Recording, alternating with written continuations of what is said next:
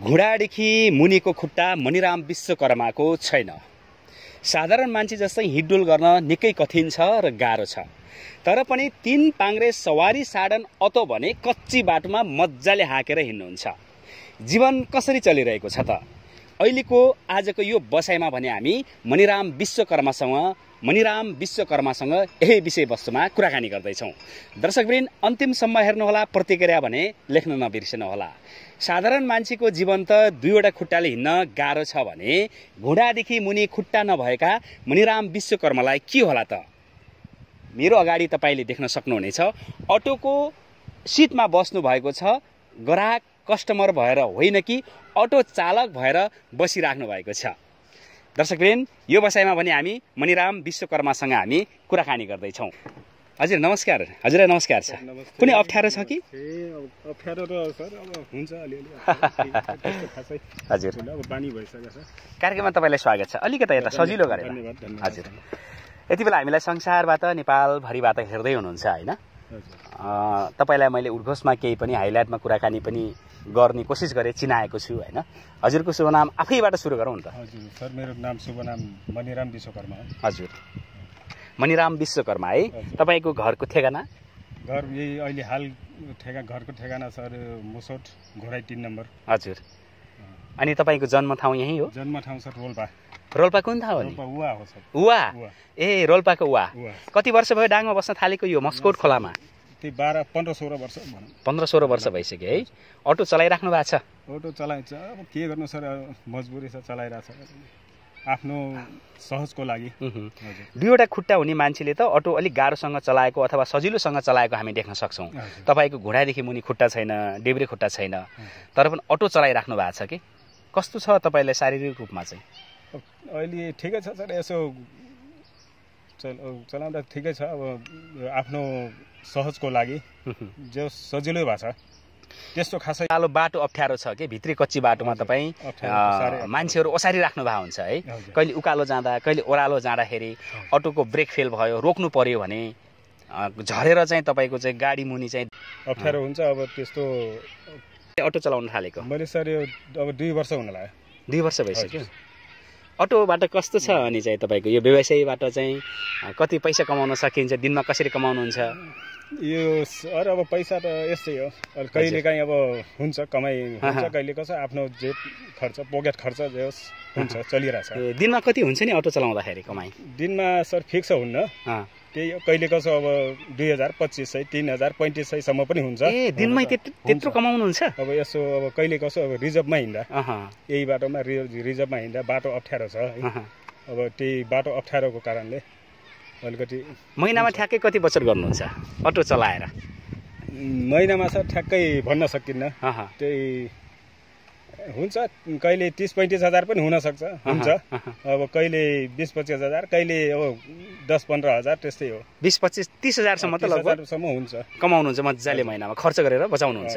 बस्न त खै भन्न सकिन्न। जस अटो चलाएर तपाईँ सन्तुष्टि हुनुहुन्छ? सन्तुष्टि धेरै छ, हुन्छ, सन्तुष्टि नै छ। अहिले सबभन्दा मलाई के भने पहिलो प्रथम कुरा भनेपछि त्यो मलाई सजिलो भयो यताबाट हिँड्नको लागि होइन। अब नत्र भने त म बैशाखी लिएर यो बाटोमा माथिसम्म त्यत्रो, यहाँबाट लगभग 12-15 किलोमिटर छ होला माथिसम्म, त्यहाँसम्म त जान सम्भव छैन। अब यो बैशाखीको कुरा आयो होइन, तपाईँको डेब्रे खुट्टाको घुँडादेखि मुनि चाहिँ खुट्टा छैन, काट्नु भएको छ है। खासमा तपाईँले के भयो अनि चाहिँ खुट्टा कसरी फाल्नु पर्यो? सर यो आफ्नै घर बनाउँदा, हजुर यहीँ मुसोटमा आफ्नै घर बनाउँदा अब त्यही भनौँ न काठ दाउराले च्यापिदियो खुट्टा। कति वर्ष पहिलेको घटना? 10 वर्ष ठ्याक्कै भयो। 10 वर्ष भइसक्यो। 10 वर्ष भयो खुट्टा काटेर फालेको है? हजुर 10 वर्ष भयो। अब त्यसपछि 2-4 वर्ष त्यतिकै बस्यो। हजुर, अब अहिले आएर अब आफूलाई पनि हिँड्न पनि अलिक गाह्रो भयो। अब यो अटो देख्दा मैले यसमा अलिकति आफूलाई पनि आफ्नो साधनको लागि पनि धेरै सजिलो माने, सहज माने, त्यही कारणले अटो राखियो, चलाइयो। 10 वर्ष पहिलेको जीवन र अहिलेको जीवनमा के फरक छ तपाईँको? अब पहिलेको त अब राम्रो थियो, खुट्टा थियो होइन, अब हात खुट्टा राम्रो थियो, यताउता अब कमाउने हिँड्ने यताउता जहाँ पनि गइन्थ्यो पुगिन्थ्यो।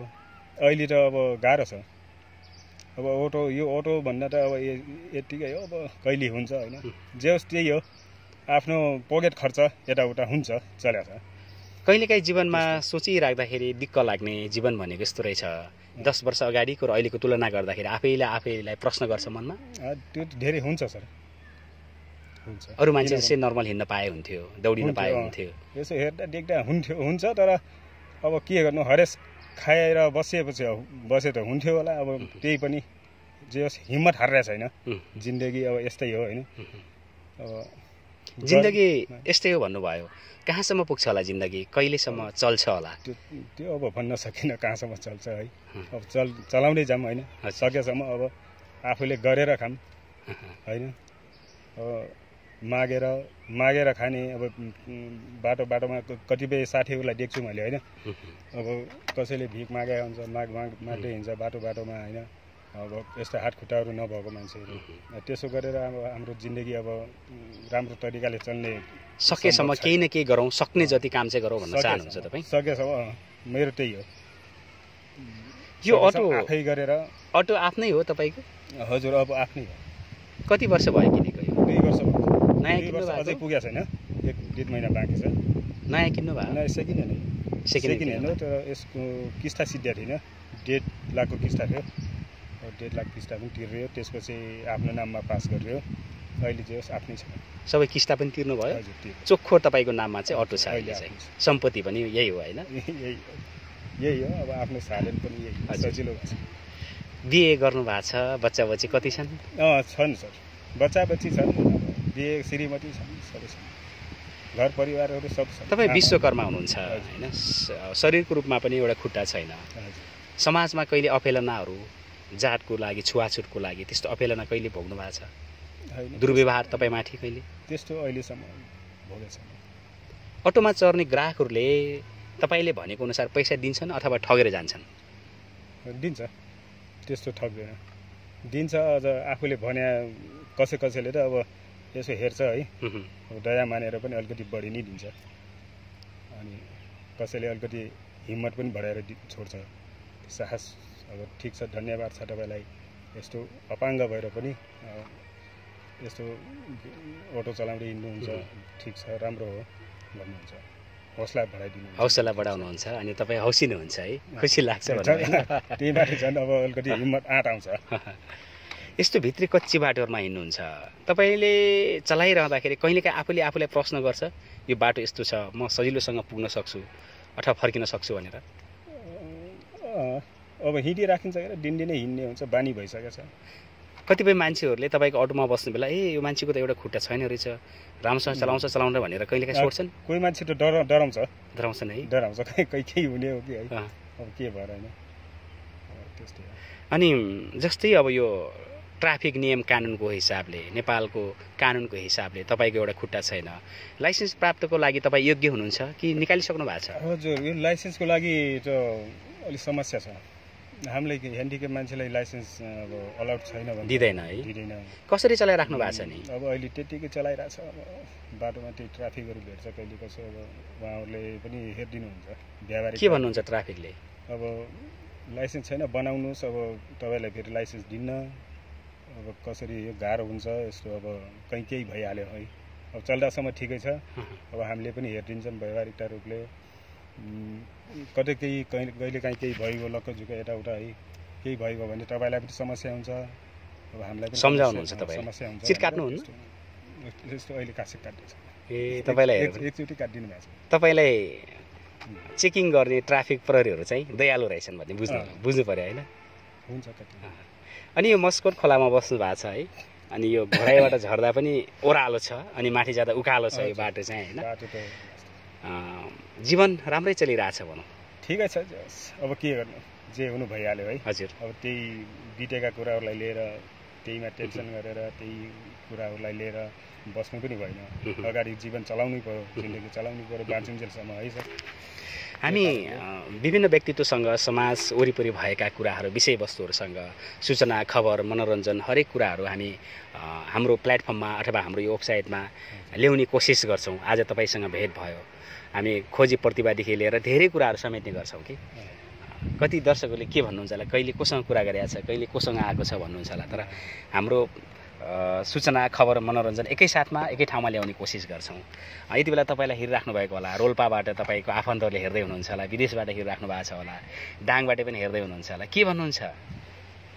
अब मेरो सबै आफन्तजनहरूलाई हेर्ने हाम्रो भिडियो बनाइरहेको यो हेर्ने आफन्तजनहरू, इष्टमित्रहरू, दाजुभाइहरूलाई मैले के भन्न चाहन्छु भनेपछि यस्तो यो हेरेर हाम्रो भिडियोलाई सकेसम्म सबैतिर सेयर गरिदिनु होला है।